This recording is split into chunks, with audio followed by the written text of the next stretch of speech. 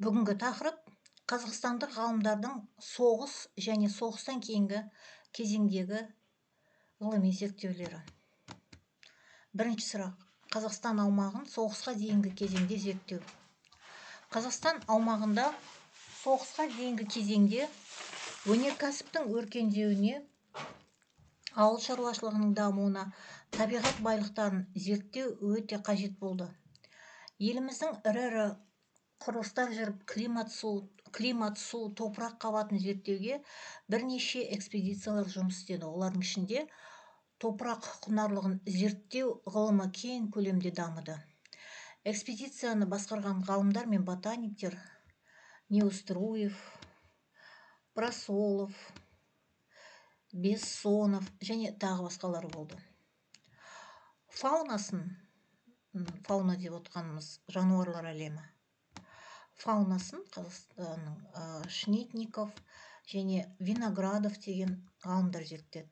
Олардың жұмыстарының басты нәтижесінде Жетісудың геоботаникалық және топырақ карталары жасалды.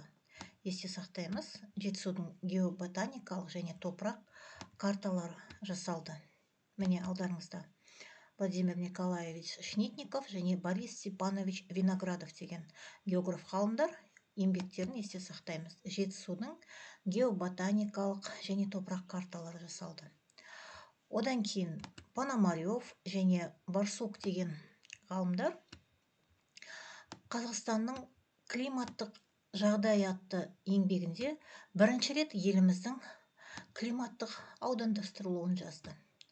Ал қазба жұмыстарын зерттеумен Нехорошев және Қаныш Имантайұлы Сәтбаев айналысты. Міне алдарыңызда Қаныш Имантайұлы Сәтбаев. Географиялық ғылыми зерттеулер орталықтары ауыл шаруашылығының басқа саласы, яғни мал шаруашылығын қосты. Олар суландыру мен жайылымдарды жақсарту, малды тұқымына байланысты аудандастыру мәселелерін шешу үшін және тағы да басқаға негіз болды. 1921 жылы Алматы қаласы күтпеген апат салдарынан зардап шекті. 80-100 жылда бір рет болатын жойқын нөсер жаңбыр Кіші Алматы өзенін тасқынды тас балшықты ағынға айландырды. Бұл апат Қазақстандағы селдің қалыптасу аймағын зерттеуге серпін берді. Қазақстан географтары 1922 жылдан бастап мұздықтарды зерттеумен айналысып келеді.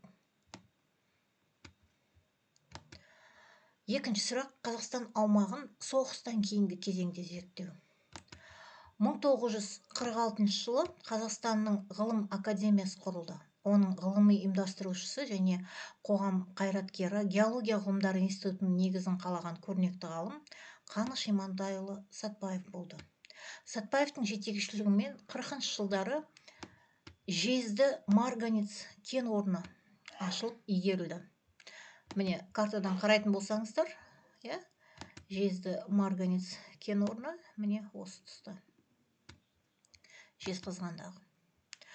Соғыс жылдарында осы жерден брондық болат дайындалды. 1950 жылы формациялық металлогендік сараптау және кен орнына болжам жасаудың кешенді әдісі еңбегін әзірледі. Еңбегін есте сақтаймыз.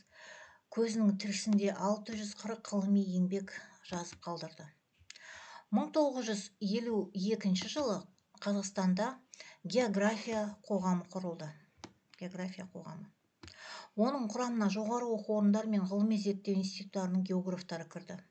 Ғалымдардың зерттеулері бойынша кейбір селдер мұздықтардың әрекетінен немесе тас материалдардың, яғни мұзды марена, опырылуынан болуы мүмкін деп көрсетілді. Мұндай сел 1963 жылы Есік аймағында болды. Селдің әсерінен көлдің бөгені қирап, көптеген құрылыстарды бүлдіріп, ондаған адамның өліміне әкелді.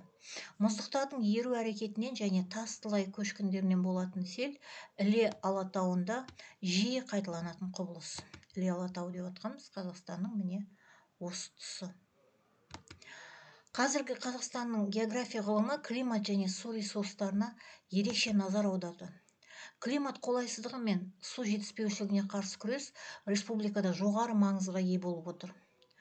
Ғылыми зерттеулер жайсыз ауа райы және климат жағдайларында қолайсыздықтар, қуаңшылық, аңызақ, шаңды жел, бұршақ, аяз, көктайғақ, боран және тағы да басқа құбылыстарға қарсы қауіпсіздік шараларын ұйымдастыруға көмектеседі.